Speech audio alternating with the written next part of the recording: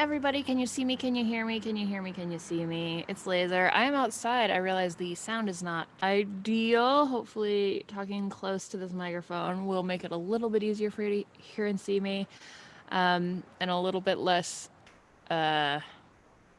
background noisy. But I am currently on a kind of vacation. I am on a working vacation out of town, getting a project done.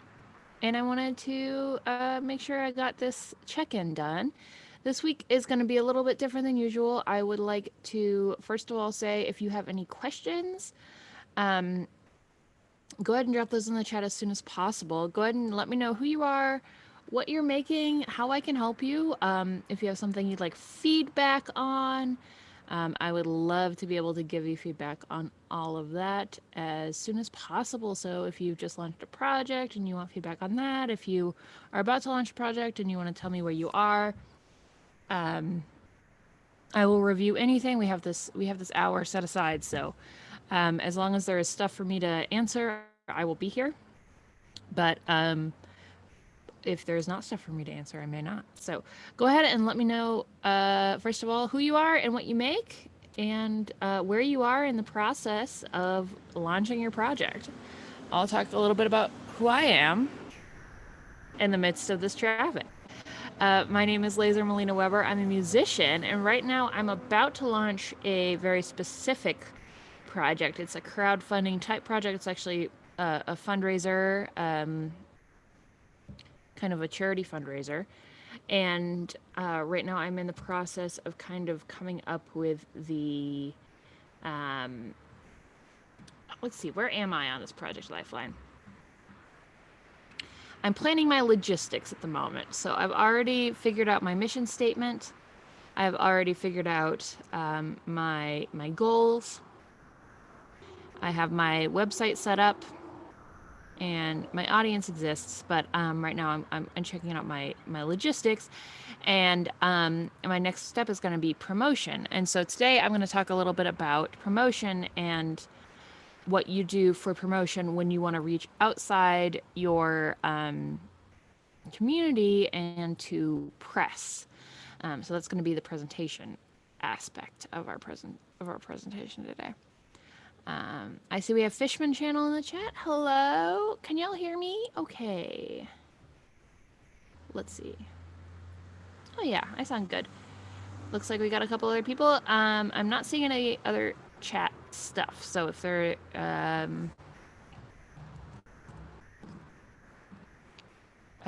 if you can drop a hello in the chat, that would be awesome. So I know that you're watching, or drop me an email if for some reason the chat isn't working for you. Just so we can all be on the same page. That would be great. All right.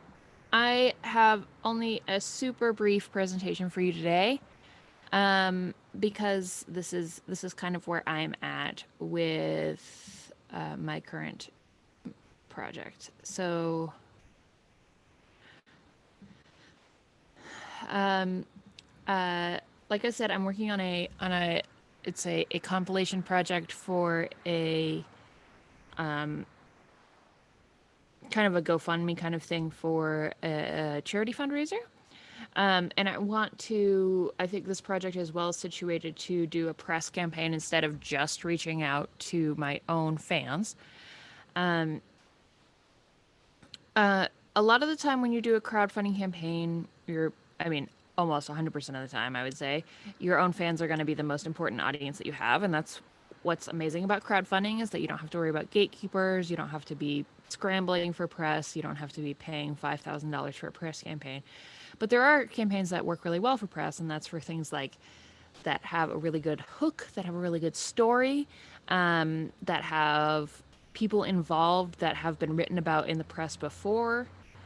People really like writing about people they've already written about before. That have like proven click rates, stuff like that, and they just have like a narrative that is easy to get behind. So this particular project is something that has it's like a compilation CD with a whole bunch of artists on it, some of whom are pretty well known. So I think I can picture a headline. That's usually the first thing I do when I put together a press package, if or imagine whether something is worth trying to put together press for. So for this one, I might be like, artists, including blank, raise money for voting rights or something like that. So that's what I'm doing. And then I'll tell you what my next steps are going to be. I have found, and this comes from my life as a reporter, that really the most important thing you can do if you want to get PR is build relationships and see if you can help reporters. So let me just get my list here. So making friends is important.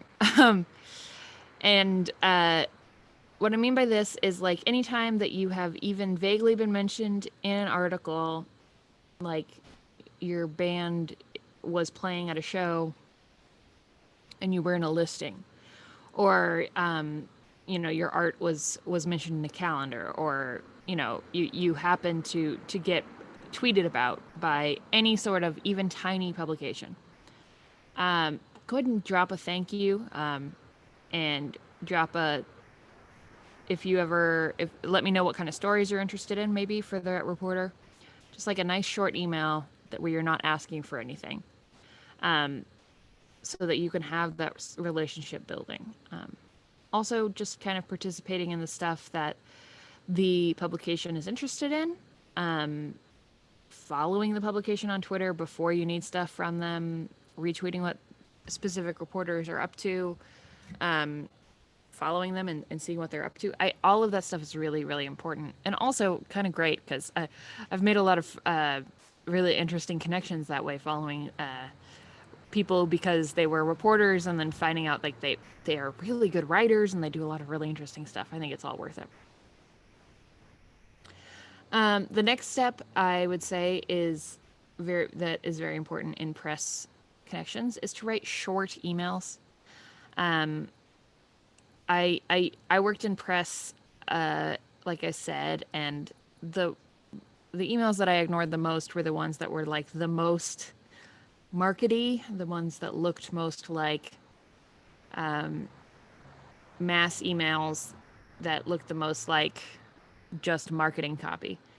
But if somebody has actually bothered to figure out the name of the reporter and what they actually cover and what they're interested in, that's usually helpful.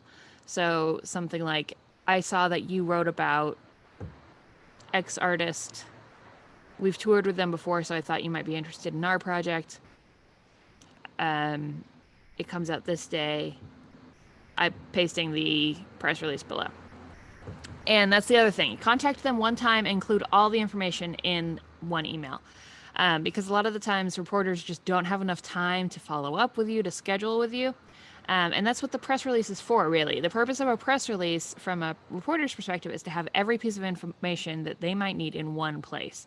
So that includes all the dates, all the links, a couple quotes that they can throw in the article if they need quotes for their article. It's less about getting your perspective out there, and it's more just think about what a newspaper article is, make sure you have everything in there so that they can go and kind of cannibalize that piece of information into what they actually need. And so they won't need everything, but they might need some of it. Send this early enough that you can follow up. Usually like a week and a half later is a good time to follow up pretty much for everything. Job interviews, press releases as well. Hi, Bethan. Anybody who's just signing on, I'm talking today about PR and press. But if you have any questions, if you want me to review anything, I am here for you. I'm going to be here as long as there are questions. I have a super short presentation, and then I'm going to sign off unless there are any questions. So go ahead and drop them in the chat. I add designs and art in the emails for the reposter. Maria, I know that there's a language thing, but I don't quite understand what you're asking. Should I add designs and emails? Oh, I think what you're asking is, and I'm going to answer it based on this, but if this is not right, let me know. should I put designs and art? Should I include images for the press? Yes. Um, put effort in the design of the email and add art of the project. Yes. I would say, in terms of the design of the email, plain text is the best because that's easiest to copy and paste. In terms of including art of the project, yes. I usually have links at the bottom of the email to directly downloadable images so that your email isn't big. So, like, don't include attachments because attachments are really, really, they add to the inboxes, and usually reporters don't have a lot of spare space in their inbox. But if you can, like, host some images on your website, yeah, great. If you could host some images on your website of your project, I think that's a great idea. If you can post a gallery on your website of a lot of images, that's even better.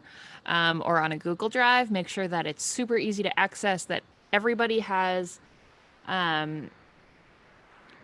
access to it. Don't be precious. Don't try to like make it password protected or whatever. Just make it one click. I can get in. I can download all these pictures, make them super high res so people can use them for print or for high resolution so people can use them for print or for web. Um, yeah, yeah, no attachment, but yeah, click, add links to like one featured image, and then if you want to have additional images, like have graphics. If you want to include a link to a short video, absolutely. I usually at the bottom of my press release have just like a few, like 5 links to various things. It's a really, really good idea, Maria. Good question. Absolutely, the answer is yes. And images are definitely part of that piece of information they might need. I got to say, like, having a good image is usually what makes the difference between whatever story gets the front page of a newspaper or a website.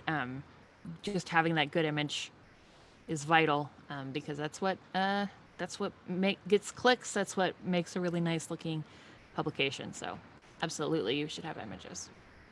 And then be low maintenance. So don't require a lot of feedback. If people want to interview you, be super open. Don't be like, okay, you can interview me, but I'm only available some days. Or just be like, okay, yeah, I'm available whenever I can. I will be happy to get you whatever you need.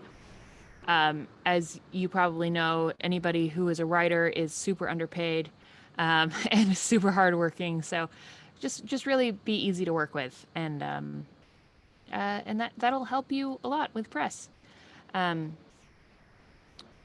yeah. Know people's deadlines. That's really helpful. If you can, part of that knowing the um, knowing how you get the this part of the making friends aspect of this is like knowing how far ahead of time you need to send people information is really part of knowing who they are. And so like if it's a monthly publication, you probably have to send things a few months ahead of time. If it's weekly, maybe only a week and a half. And if it's like a blog, maybe they don't want things more than a couple days. Bethan, I missed the first part and haven't done the press module. Can you sum up how you get interest and who you send the press release to? So as I was saying, this is really press and PR is, and you can also rewatch this video, so I won't do too much repetition, but I really recommend doing press only for specific things that are a really good fit for press. And I have found even my band, which has a pretty big lift, we don't get a lot of press from people who have not already written about us. And even when we have hired a PR company, all a PR company does is spam out thousands of press releases, some of them to people that they know. So like the better the PR company, the more that they know, the more different press connections that they know, and that might be a good way to get better press. But chances are it's pretty hard to get press unless you already have connections. So yeah, watch the beginning of this, but like making friends, making connections, exploiting any time you have even a slight connection, trying to be of service to the press. And then, yeah, any more getting as specific as possible is also a really good way to work press. So instead of just going immediately for like the Guardian or the New York Times, which would be great, of course, but finding things that are super in your niche is also a really good way to do it. For example, if you're launching a Kickstarter, there's very rarely any time that someone launches Kickstarter is news. It's super not news anymore. But if there's a very, very, very small niche publication that is just excited to have artists on for interviews, which happens like podcasts, stuff like that, then that is a really good way to get a little bit of interest. They might not bring in a ton of new people, but then you can have a podcast, like have an interview that you can share with your audience. Yeah, and yeah, like Maria Victoria is saying, festivals and events in your area help a lot. Workshops, also, even if you already know. Yeah, I mean, reach out to your network. If you know people who are writers, if you know people who are reporters, those are the absolute perfect people to contact because they are they're looking for stuff to write about. So just be there to help. When you don't need anything, be there to help your writer friends, help them connect with people, and help them share their stories when they're trying to get clicks. But then also be there to follow up and be really easy to work with when it's time. All right. That is my whole presentation for today. It's kind of a short one. Like I said, I am on a bit of a working vacation right now in the outdoor, and the state is on fire. So ash is raining down, which is fun. But I would love to be here and answer any questions that you have. So if you have any more, let me know. I will wait just a couple minutes for you to catch up. If there's anything that you're working on right now that you would like feedback on, or any questions of if you're working through the class and you want any feedback, let me know. I'm here for you.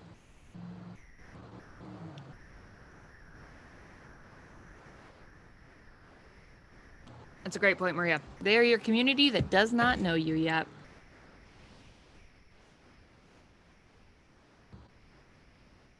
Very, very good. Do you think I should approach animation blogs? Yeah, I mean, I would approach animation blogs, but I would start with approaching them with your project that's already done. So I would start not. I think that the first project that you pitch to people shouldn't be, I'm asking for money. That shouldn't be the first conversation that you have with a particular reporter or publication. The first publication thing you have is like, I have this cool thing. If you share it with your audience, then they may enjoy it and you might get some clicks. So, but maybe sharing with like, we made this and now we're starting our own company, our own animation studio, and we have some other projects coming up. That might be good. Figure out what your one ask is going to be in that email. Maybe you would be interested in sharing this video, or if we have projects in the future, what are you most interested in sharing? That's a good question to ask people. Like asking them what kind of stories they like writing about so that you can provide them with that kind of story. I mean, it never hurts to ask. But just like a short email where you're just like, hi, I'm this person. I live here. I'm starting an animation company. We made this thing. It won all these awards. I'm wondering what kind of stories you like writing about. That kind of thing. Might be a good thing. Or here is this thing. We're trying to get more views. Chat doesn't like your question. Alrighty.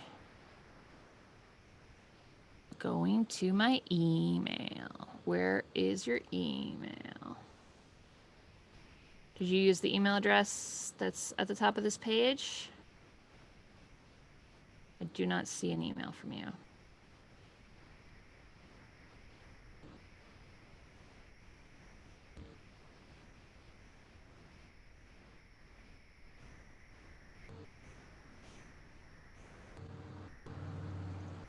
I will check some other places.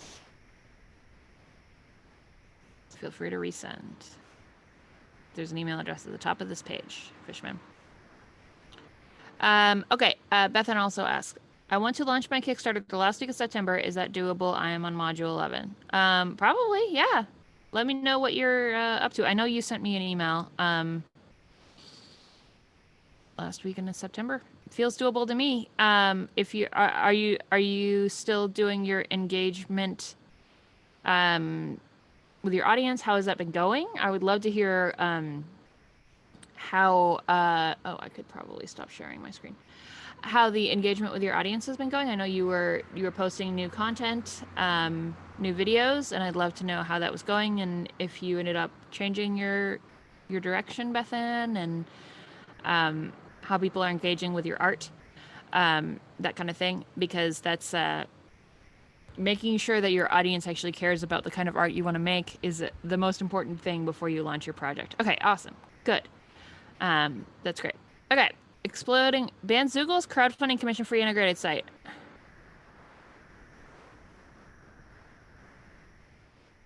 Versus Kickstarter.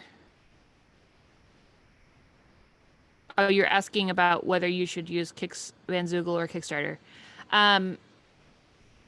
I did talk about all the different platforms last week, and if you scroll down to the bottom of this page, you can watch that video where I compare all the different platforms.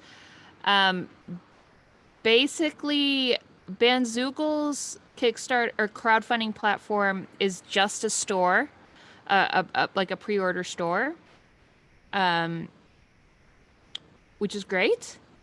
It works well for some things. It's not going to get you the momentum or the audience that Kickstarter will get you. But it will, it won't, there's no fee. It doesn't, in addition to like not having the,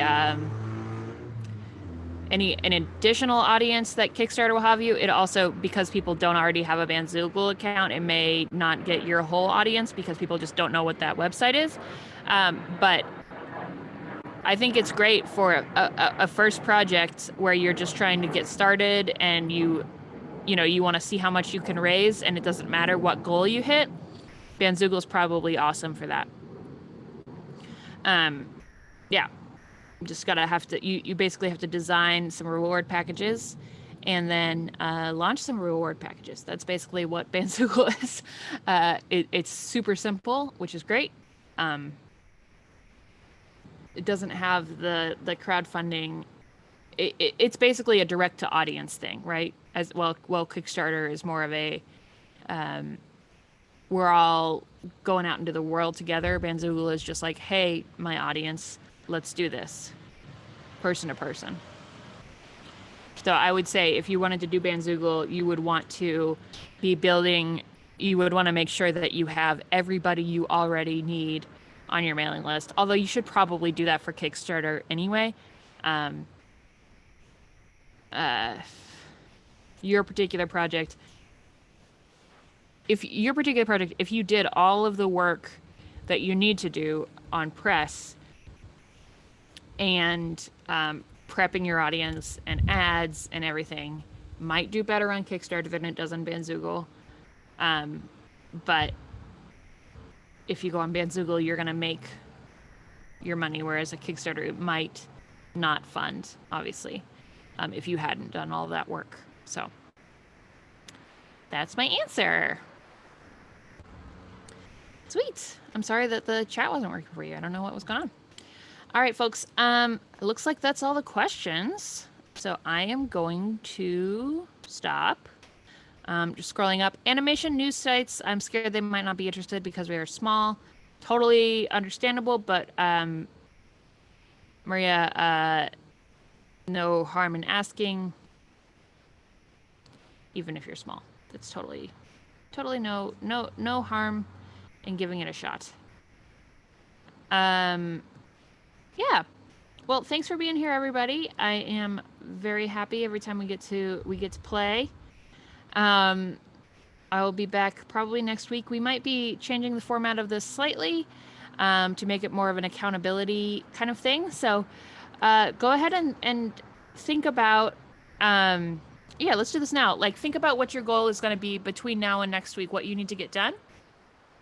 Personally, I need to write a press release to get ready to launch this project that I'm making. So that's going to be my goal. Write a press release and make my list of press contacts, which I do by going through my previous work, my previous spreadsheets of press contacts. So that's what I'll be doing between now and next week for my crowdfunding project. You figure out what your goal is going to be. Write it down right now. Whatever that goal is. Feel free to email me your goal. You know, my email is right at the top of this page, just to keep yourself accountable. And then we'll check in next week and make sure that you've done it. Because that's kind of a good way to stay on top of things.